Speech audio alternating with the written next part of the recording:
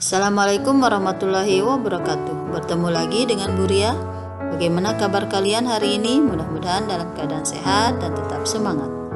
Semangat untuk belajar dan semangat untuk terus maju. Oke, kita kali ini akan membahas soal induksi magnetik. Pada video ini kita akan mempelajari soal induksi magnetik pada kawat penghantar lurus, pada kawat penghantar melingkar, pada solenoid, dan pada toroid. Oke, langsung saja kita coba soal yang pertama.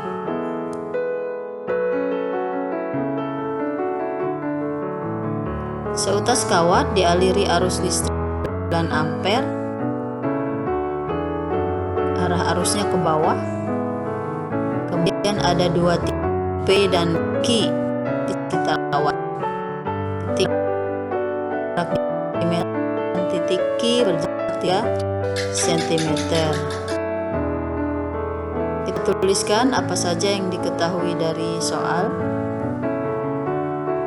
Arus 9 ampere arahnya ke bawah, kemudian jarak titik P dan jarak titik Q, satuan cm kita rubah ke dalam meter. Kita akan mencari besar induksi magnetik di titik P. Kita gunakan rumus induksi magnetik pada kawat lurus. B sama dengan mu 0 I dibagi 2 pi AP. Mu 0-nya 4pi kali 10 pangkat min 7, I-nya 9, lalu 2pi tetap ditulis 2pi, lalu jarak titik P terhadap kawat AP ya. 2 kali 10 pangkat min 2. 4pi kali 9 jadi 36pi, 2pi kali 2 jadi 4pi. Lalu bilangan pangkat 10 pangkat min 7 ditambah 2. Ditambah ini asalnya dari 10 pangkat min 2 yang di bawah naik ke atas jadi plus 2. Sehingga hasilnya induksi magnetik di titik P 9 kali 10 pangkat min 5 Weber per meter kuadrat. Sekarang kita akan mencari besar induksi magnetik di titik Q. Masih dengan rumus yang sama, hanya saja jarak yang berbeda ya. Mu 0 I dibagi 2pi A Q sama dengan 4pi dikali 10 pangkat min 7 kali 9 dibagi 2pi kali 3 kali 10 pangkat min 2. 4pi kali 9 36pi, 2pi kali 3 6pi. Nah, 36pi dibagi 6pi hasilnya 6. Bilangan pangkat kita selesaikan seperti tadi, sehingga induksi magnetik di titik Q sama dengan 6 kali 10 pangkat min 5 Weber per meter kuadrat. Sekarang bagaimana arah arus? Nah, untuk arah arus kita gunakan aturan tangan kanan atau kaidah tangan kanan. Kita lihat. Oke, seperti ini ya. Di titik P, Ibu beri tanda cross, artinya masuk ke dalam bidang atau menjauhi kita sebagai pembaca. Lalu di titik Q, Ibu beri tanda dot, artinya keluar dari bidang. Ya, jadi untuk arah arus yang ke bawah di titik P, arah induksinya cross atau masuk ke dalam bidang. Sedangkan di titik Q, arah induksi magnetiknya keluar dari bidang. Nah, ini nanti kita gunakan untuk menentukan induksi, arah induksi atau besar induksi pada dua kawat. Oke, kita lanjutkan. Dua kawat lurus panjang diletakkan sejajar pada jarak 3 cm satu sama lain dialiri arus. Jika arus yang mengalir pada kedua kawat sama besar 3 ampere, berapa induksi magnetik pada titik P? Nih ya, titik P berada di antara dua kawat. Kita buat gambar seperti ini. Pemisalan dulu. Jika arah arusnya searah, dua-duanya Ibu buat arah ke atas. Titik P berjarak 1 cm dari kawat yang pertama. Seperti ini. Dengan menggunakan kaidah tangan kanan, maka di titik P yang dekat dengan kawat 1, arah induksinya cross. Kemudian titik P yang dekat dengan kawat kedua, arah induksinya dot. Dot tadi artinya keluar, ya. Jadi di titik P dekat kawat pertama, arah induksinya masuk, sedangkan dekat kawat kedua, arah induksi magnetiknya keluar. Oke, ini diketahui arah kuat arus ya, I1, I2 sama dengan 3 ampere. Kemudian jarak dalam sentimeter kita rubah ke dalam meter. Kita buat perjanjian, jika cross masuk ke dalam bidang kita beri tanda plus atau positif, sedangkan dot kita beri tanda negatif. Nah, ini untuk menghitung besar induksi magnetik titik P akibat 2 kawat. Oke, kita lanjutkan. Besar induksi magnetik di titik P, karena ada 2 kawat ya, jadi BP, besar induksi di titik P, BP, sama dengan BP1 dikurangi BP2. BP1 tadi bertanda cross sehingga positif, BP2 bertanda dot sehingga bertanda negatif. Tinggal masukkan rumus besar induksi pada kawat lurus, mu0 I dibagi 2 pi A. Oke, BP1 mu0 I per 2 pi AP1. BP2 mu0 I per 2 pi AP2. Karena arah arusnya sama, maka kita sederhanakan perumusannya menjadi mu0 I dibagi 2 pi dalam kurung 1 per AP1 dikurangi 1 per AP2.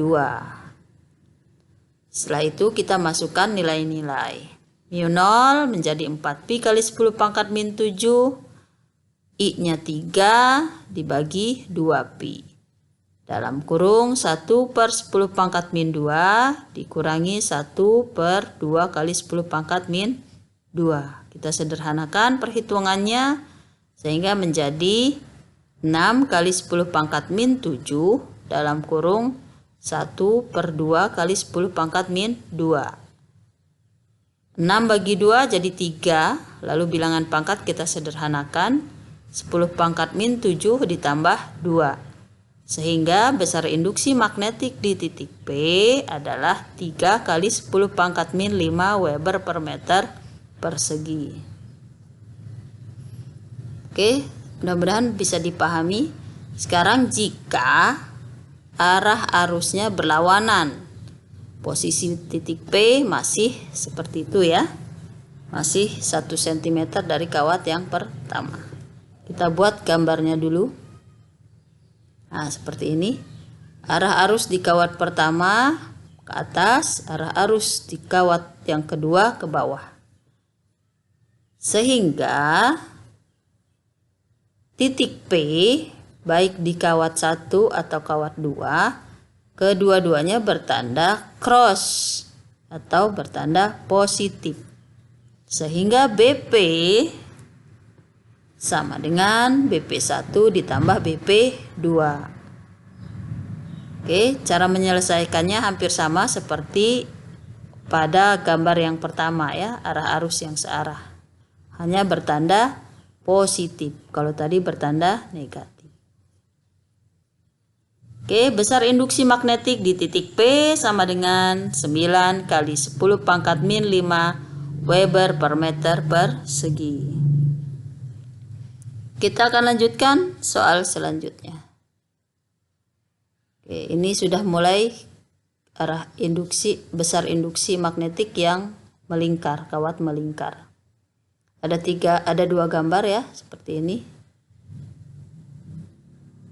Kita selesaikan gambar yang pertama lebih dulu. Oke. Kuat arus 2 ampere jaraknya 4 cm, kita rubah ke dalam meter. Lalu N itu setengah lingkaran. Ya, atau kalau dinyatakan dalam bentuk sudut adalah 180 derajat besar sudut yang dibentuk oleh kawat. Nah, besar induksinya kita gunakan rumus untuk besar induksi pada kawat melingkar. P sama dengan mu0 IN per 2A. Mu0-nya 4pi kali 10 pangkat min 7 dikali 2 dikali N. N-nya nih ya 180 derajat per 360 derajat. Atau bisa kita langsung ubah dalam 1/2. Lalu 2A-nya 2 kali 4 kali 10 pangkat min 2.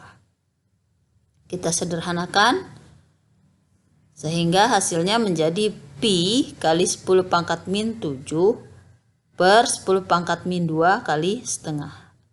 Atau setengah pi kali 10 pangkat min 5 Weber per meter persegi. Bisa juga kamu tuliskan dalam 5 pi kali 10 pangkat min 6 Weber per meter persegi.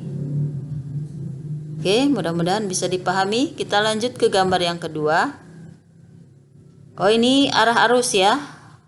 Nah, arah arusnya arah induksi magnetik pada titik P bertanda cross dengan menggunakan kaidah tangan kanan.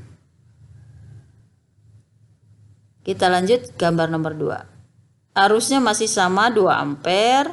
Titiknya ya atau jarak titik P juga masih sama 4 cm. Rubah ke dalam meter. Yang berbeda adalah N-nya. Ini 3/4 lingkaran. Atau kalau dinyatakan dalam bentuk sudut, besar sudut yang dibentuk oleh kawat adalah 270 derajat. Oke, kita gunakan rumus induksi magnetik pada kawat melingkar. Mu0 IN per 2A sama dengan 4pi kali 10 pangkat min 7 kali 2 per 2 kali 4 kali 10 pangkat min 2. N-nya kalau dinyatakan dalam sudut 270 derajat per 360 derajat. Atau boleh kamu langsung rubah dalam 3/4. Ya, sehingga besar induksi magnetik di titik P menjadi 0,75 pi kali 10 pangkat min 5. Boleh juga kamu nyatakan dalam 3/4 pi kali 10 pangkat min 5. Atau dalam bentuk lain boleh. 7,5 pi kali 10 pangkat min 6 boleh. Ya, ini mudah-mudahan bisa dipahami besar induksi magnetik pada kawat melingkar. Arah induksinya arah induksi di titik P masih sama, yaitu cross atau masuk ke dalam bidang.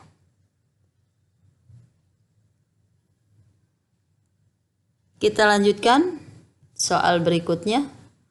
Nah, ini gabungan antara kawat lurus dengan kawat melingkar. Gambar yang pertama, ada 2 kawat M dan N dialiri arus 1 ampere.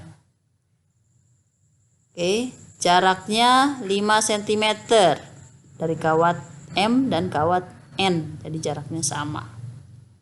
Lalu pada kawat pertama, N-nya lingkaran, bentuknya setengah lingkaran. Ini kawat melingkar ya, kawat yang pertama kawat melingkar.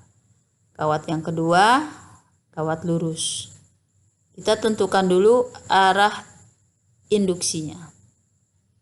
Nah, pada kawat M yang setengah lingkaran bertanda cross sehingga nanti positif. Lalu pada kawat yang kedua, kawat N di titik P juga sama bertanda cross. Ingat, gunakan kaidah tangan kanan. Sehingga besar induksi magnetik di titik P adalah mu0 IN per 2A, ini untuk kawat melingkar, ditambah mu0 I per 2 pi A untuk kawat lurus. Masukkan nilai-nilai sehingga kamu bisa menghitung atau mendapatkan hasil induksi magnetik di titik P. Oke, kita coba. 4pi kali 10 pangkat min 7 dikali 1 dikali setengah dibagi 2 kali 5 kali 10 pangkat min 2 ditambah 4pi kali 10 pangkat min 7 dikali 1 per 2pi kali 5 kali 10 pangkat min 2. Oke, kita sederhanakan sehingga pi kali 10 pangkat min 7 dibagi 5 kali 10 pangkat min 2. Lalu ditambah 4 kali 10 pangkat min 7 dibagi dengan 10 kali 10 pangkat min 2. Oke.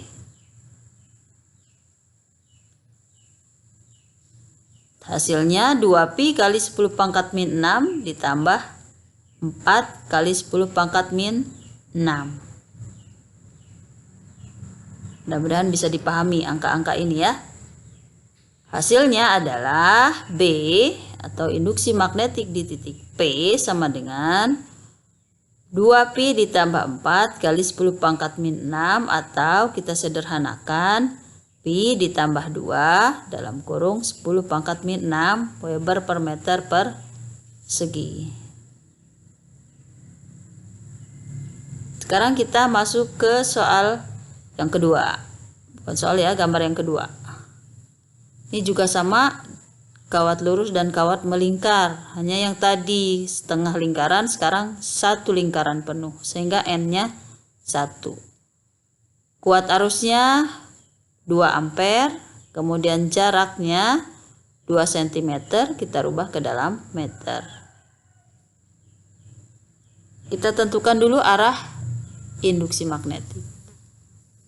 Pada kawat pertama di titik P arah arusnya ke atas, maka di titik P bertanda cross positif ya. Kemudian pada kawat kedua kita ambil arah panah yang di bawah dengan kaidah tangan kanan, di titik P juga bertanda cross sehingga nanti sama-sama positif, sama seperti gambar pertama tadi ya. Oke. B sama dengan mu0 I per 2 pi A, ini untuk kawat lurus, ditambah mu0 I N per 2A, ini melingkar. Nah, setelah itu masukkan nilai-nilai dari rumus tadi.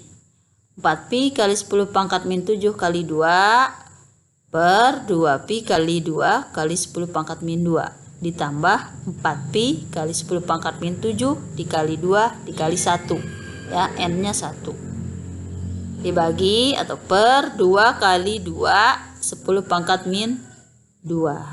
Sederhanakan sehingga hasilnya menjadi B besar induksi magnetik di titik P sama dengan 2 ditambah 2pi kali 10 pangkat min 5 atau 1 ditambah pi kali 10 pangkat min 5 Weber per meter persegi.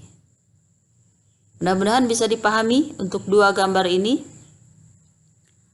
Kita lihat gambar yang ketiga. Kawat lurus di atas, sementara kawat yang melingkar di bawah. Tapi ini lingkarannya juga sama, satu lingkaran penuh. Oke, langkah pertama kita tentukan dulu arah induksi magnetik di titik P. Akibat kawat pertama yang lurus dan kawat. Oke. Nah, seperti ini. Akibat kawat yang pertama dengan menggunakan kaidah tangan kanan di titik P bertanda cross atau masuk ke dalam bidang. Sedangkan pada kawat melingkar dengan kaidah tangan kanan di titik P didapatkan bertanda dot atau keluar dari bidang, sehingga besar induksi magnetik di titik P sama dengan mu0 I per 2 pi A, ini untuk kawat lurus, dikurangi mu 0I N per 2A. Ya. Mudah-mudahan bisa dipahami. Nah, setelah kita ketemu ini, baru masukkan nilai-nilai sesuai dengan rumus. Mudah-mudahan bisa dipahami. Kita lanjutkan soal berikutnya. Oke, ini sudah berkaitan dengan solenoid. Ada lilitan 200 lilitan pada solenoid ya. Panjangnya 2 meter, dialiri arus 5 ampere. Kita tuliskan yang diketahui. Oke, karena besarannya tidak ada yang diubah, ini lebih mudah. Lalu berapakah besar induksi pada bagian tengah solenoid? Gunakan rumus untuk induksi magnetik di tengah solenoid. Lalu masukkan nilai-nilai.